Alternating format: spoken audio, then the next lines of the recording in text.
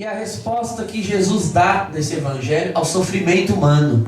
Eu não poderia deixar passar esse evangelho sem abstrair daqui a resposta que Jesus dá ao sofrimento humano. Todo ser humano faz essa pergunta: por que é que Deus permite o sofrimento? E principalmente, por que é que Deus, podendo impedir, não impede a morte? Porque essa foi, inclusive, a questão colocada por Marta e por Maria e pelos judeus que estavam ali em volta. Esse que curou os cegos não podia ter impedido que Lázaro morresse? Senhor, se tivesse estado aqui, meu irmão não teria morrido. Nós sabemos que Deus tem poder para impedir qualquer mal, e no entanto não impede a todos. Muitos filósofos lá na modernidade diziam justamente isso: ou Deus é onipotente, ou Deus ama, segundo os filósofos, porque uma coisa excluiria a outra. Se Deus é onipotente, então não nos ama, porque não usa todo o poder para impedir o nosso sofrimento.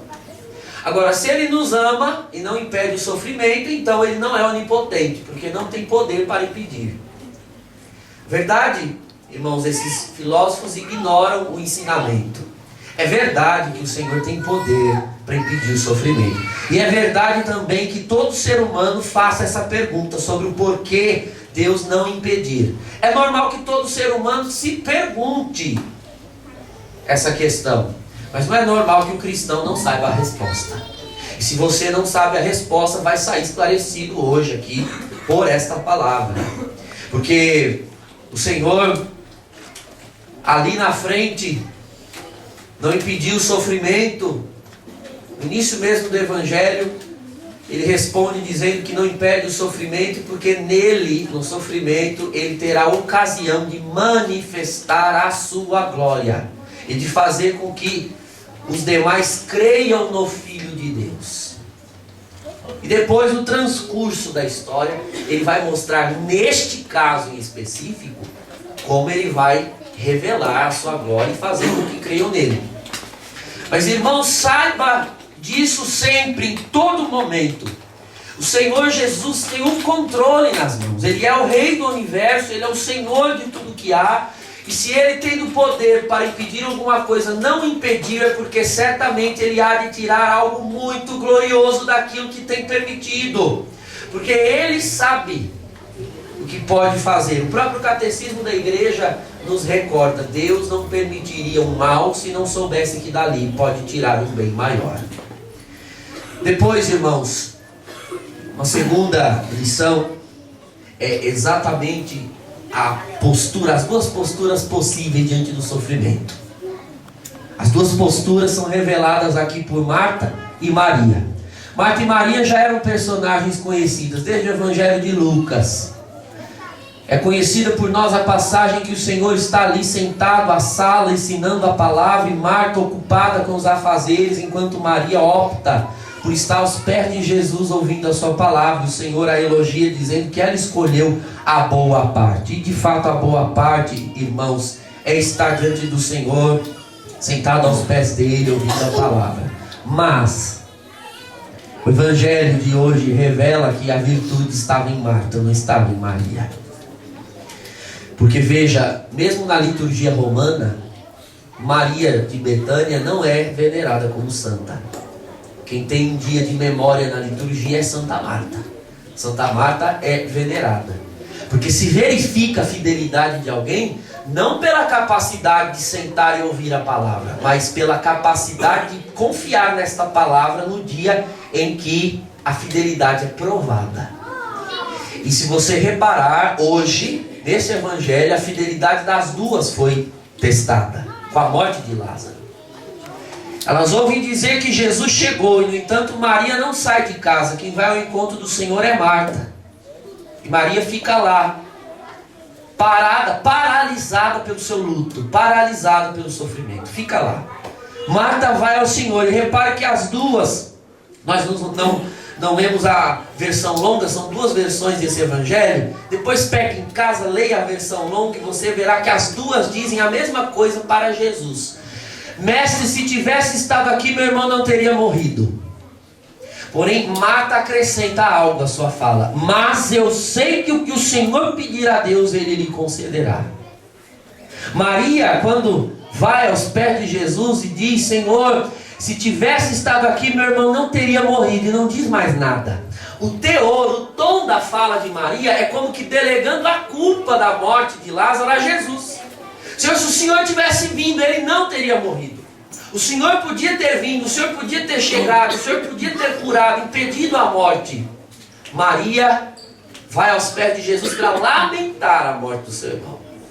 É Marta que vai aos pés de Jesus confiando: Senhor, o Senhor podia ter impedido, mas eu sei que mesmo com a morte do meu irmão, o Senhor continua tendo poder para fazer qualquer coisa. E provavelmente Marta não esperasse a ressurreição do seu irmão. Provavelmente ela se referia ao poder que Jesus tinha de arrancá-las daquele luto, de trazer consolação, conforto, alguma coisa neste sentido.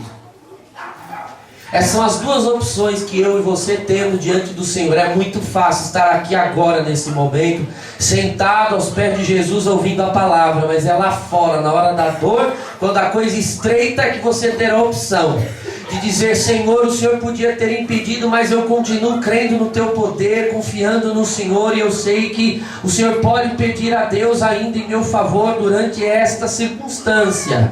Ou então, nas provas da vida, começar a murmurar contra Deus, como fez Maria aos pés de Jesus. Essas são as duas opções. Mas um terceiro ensinamento, irmãos, prático para nós, essa reta final de Quaresma, é o pedido aparentemente estranho que Jesus faz para aqueles que estão em volta. Ele que sabia que ia tirar o defunto do túmulo. Meu Deus, alguém que tem poder para levantar um morto, não tem poder para mover uma pedra? O Senhor pede para mover a pedra. Por que Ele não faz logo um prodígio estupendo e pão, dá uma pipocada naquela pedra e arranca Lázaro com tudo dali de dentro? Mas na verdade Ele vai e manda tirar a pedra, porque Ele sabia a reação de alguém ali. Alguém teria a reação que Marta teve. Não, Senhor, já cheira mal, está morto há 4 dias. Nesse versículo, que é o 39c, a terceira linha do versículo 39, um monte de detalhes aqui escondidos. Primeiro, Senhor, já cheira mal, está morto há 4 dias. O 4º dia é o dia da mais absoluta certeza da morte. O dia da absoluta certeza é o 3º. Ou seja, os judeus sabiam, já por sabedoria humana, por conhecimento, que uma pessoa até o 2º dia poderia estar em estado de catalepsia, de coma, e poderia voltar. Mas do 3º dia em diante, não há essa possibilidade. Por isso o Senhor ressuscita no 3º dia, ou seja, estava morto de fato. Esse aqui estava mortissimamente morto, mas bem morto. E Marta diz: já cheira mal. Você sabe que a palavra Betânia, a cidade onde elas estão aqui, a palavra Betânia em hebraico, Beit Hani, significa a casa do perfume, ou a casa do bom odor. Foi ali, inclusive, que Maria ungiu o Senhor, derramando um vidro de alabastro sobre ele, ungindo. É a casa do perfume. A casa é o lugar que foi feito para cheirar bem. Senhor, não abre isso daí. Aqui é Betânia. Aqui é a casa do perfume. Não abre isso daí porque cheira mal.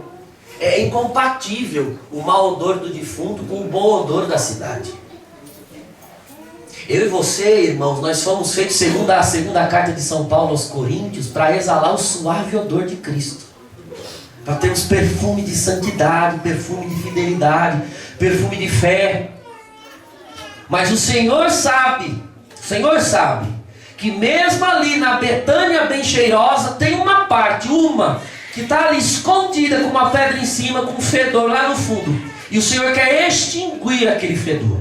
Provavelmente no fim dessa quaresma, já depois de ter feito tantos bons propósitos, mortificação, jejum, penitência, para mudar isso ou aquilo no seu comportamento, no meu comportamento, nós tenhamos obtido ou não algum sucesso. Mas hoje, no quinto domingo, o Senhor faz a última chamada. Ainda tem alguma coisa lá no fundo que está fedendo e você pôs uma pedra em cima para que ninguém mexesse mais, mas eu quero mexer ali. Naquela podridão, naquele pecado, naquele passado, naquela coisa que você não quer mexer, provavelmente por um pretexto de que ali é complicado, o Senhor não põe a mão aqui, afinal de contas eu nasci assim, eu cresci assim. Complexo de Gabriela. Eu nasci assim, eu cresci assim, eu sou desse jeito, os outros que me tolerem, os outros que me suportem. O que é que está fedendo lá no fundo? Lá no fundo da tua alma, um vício, uma mágoa, aquela insistência em não perdoar alguém, algum adultério escondido, alguma pornografia escondida, algum vício escondido, alguma parte que ali você não deixa Deus pôr a mão. O Senhor diz com essa palavra: tira esta pedra para que a minha palavra entre. E quando a minha palavra entrar, o que é fedor vai virar o odor de vida. Tire a pedra, é a última chamada. Vem para fora desta vida. Vem para fora desse estilo empedernido, apodrecido de vida, de pecado. Ainda dá tempo de converter. Não há realidade que eu não possa mudar. Porque aquilo que era entendido como impossível, o Senhor realizou, chamando Lázaro para fora da podridão. É tempo de nós também sairmos da podridão das nossas vidas, em qualquer área em que eventualmente tenhamos nos acomodado. E que o Senhor, nesse final de quaresma, nos torne aptos para celebrar a Páscoa do Senhor com fidelidade, deixando o Senhor entrar, penetrar com o seu Espírito no mais profundo da nossa vida, para que toda a nossa vida seja um estilo de vida profundamente espiritual, como disse Paulo na segunda leitura, vivendo no Espírito, que ninguém sendo templo do Senhor se comporte como fosse templo carnal, vazio da presença de Deus, mas que a nossa vida tenha coerência com aquele que habita em nós, por meio do santo batismo, que é o Espírito Santo. Em nome do Pai, do Filho e do Espírito Santo.